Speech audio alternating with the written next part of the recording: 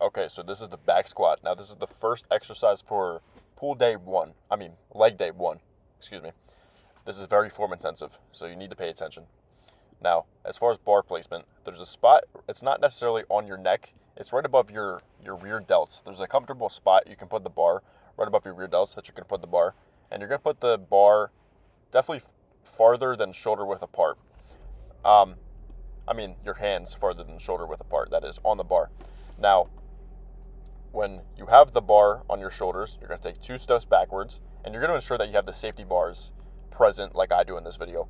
Now, you're going to put your feet a little bit wider than shoulder width, although this can vary a little bit. Do what's most comfortable for you. But usually right around or a little bit more than shoulder width is best for most people. Now, what you're going to do is you want to take a huge breath in, brace your core, so contract your core, so this will keep your torso stable. Now, when you go down with a bar, you're not just going to think about sitting backwards, you're also going to open your knees up a little bit. It's called hip abduction. So you're opening your knees up a little bit while you're going down in the squat. You're going to make sure that you're keeping the bar over your center of mass. You don't want the bar to shift forward too much.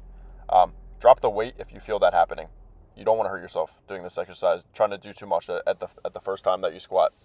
And then you're going to think about pushing the ground away from your body as opposed to just squatting the weight up. And when you're going down, don't go down too far. Go down as far as you can comfortably go down. You don't want to hurt yourself the first time. And, your form is going to get better the more that you do this exercise. Believe I've nailed everything that you should know for squatting form. You don't want your knees to go too far forwards.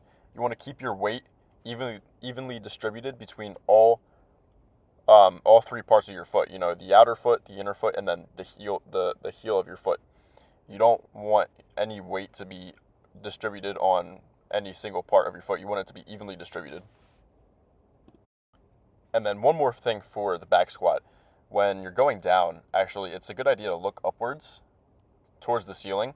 That way, it's a little bit more comfortable for you to evenly distribute the weight on your feet. So you're not going to feel the bar slipping forward.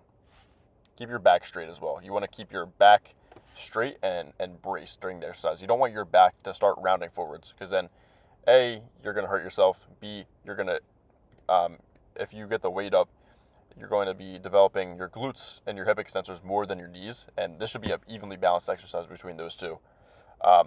And yeah, you're going to hurt yourself doing that. So,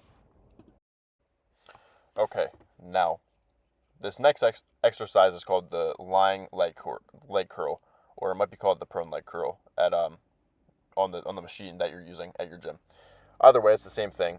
Now, the alternative to this is the seated leg curl if you guys don't have this at your gym, and that's perfectly fine too. If you're going to do the seated version, then you want to lean forward a little bit in the seat. But for this version here, which I think is the better version, it's pretty self-explanatory. It's just a machine. The form is not too complicated. You just want to make sure that you're keeping your back stiff and your core still. You want to take a huge breath in still, brace your core. That way you don't risk any nerve impingements. This is a very lovely video right here. Sorry about this, but this is the calf raise. This is a pretty self-explanatory exercise. To stand up, you want to put the weight on the balls of your feet. You don't want to necessarily be on your toes. And you're using the Smith machine for this. You could also just use some plates or some dumbbells and hold them in your hands. Whatever you really want to do, honestly. I'm also going to talk about the farmer's carries. You're going to do those. Farmer's carries are pretty simple. You just hold dumbbells in your hands and you're going to walk around with them. You're going to do that for 30 seconds, 2 sets. The first set, you're doing a weight in which you can only really get to about 30 seconds before you fail. Failing meaning you have to put the weight down.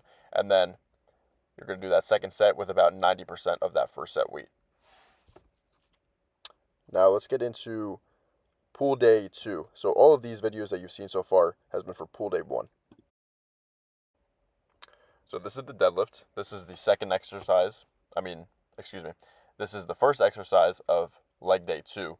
Now, this is very form intensive as well, albeit not as much as the squat is for leg day 1. You're going to put your feet a little bit closer than shoulder width.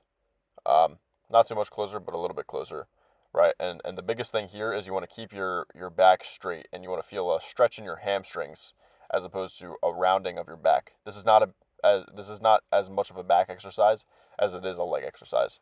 So you're going to keep your hands a little bit closer than shoulder width. You can actually use a reverse grip or a mixed grip, which means one of your hands is on the bar underhand and the other one is overhand. Make sure, if you're going to do that, make sure your arms are straight. You don't want your elbows to be bent at all. That's how you can hurt your bicep. Um, as far as the deadlift, make sure, once again, big breath in, brace your core, and keep your torso stable because of that. You want to make sure that you're keeping the bar close to your shins on the way up. You don't want the bar to be so far forward because then you're going to start rounding your back and you're going to hurt your back.